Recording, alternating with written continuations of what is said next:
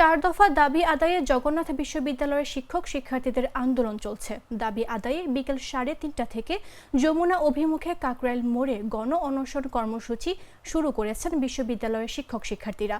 ব্যবসায়িক অনুষদের ডিন মঞ্জুর মোর্শেদ গণ অনশন কর্মসূচির ঘোষণা দেন। তিনি বলেন, এখন থেকে আমাদের গণ অনশন শুরু, দাবি আদায় না হওয়া পর্যন্ত আমাদের গণ অনশন কর্মসূচি চলবে।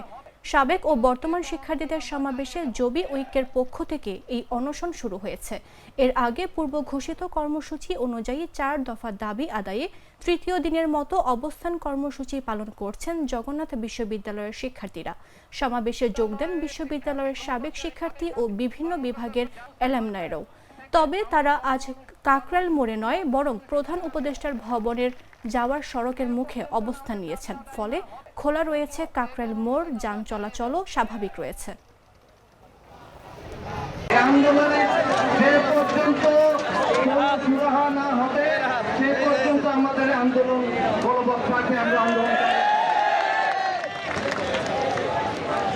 জগন্নাথ বিশ্ববিদ্যালয় শুধু বর্তমান শিক্ষার্থী নয়, আমাদের বিশ্ববিদ্যালয়ের সাবেক শিক্ষার্থী নেতৃবৃন্দ, বিভিন্ন সংগঠনের নেতৃবৃন্দ আজকের এই সমাবেশে উপস্থিত হয়েছেন। আজকের এই গণ অনুষ্ঠানে তারা সহমত প্রকাশ করে এখানে তারা সময় দিয়ে এসছেন। তারা অনেক দূর থেকে এখানে আজকে এই প্রোগ্রামে আসছেন। এর জন্য জগন্নাথ বিশ্ববিদ্যালয়ের পরিবার থেকে সকলকে আমরা সাধুবাদ জানাই এবং ধন্যবাদ ও কৃতজ্ঞতা প্রকাশ করছি।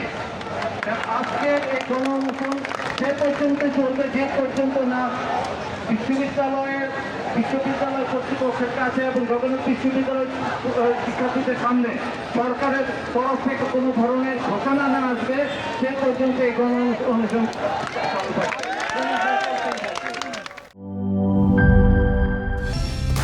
কালার এক্সপার্ট, জর্জ স্যাপ এবং মাইল্ড অন হ্যান্ডস টেকনোলজি সমৃদ্ধ অরিক্স ক্রিস্টাল ওয়াশ আপনার লন্ড্রি এক্সপার্ট।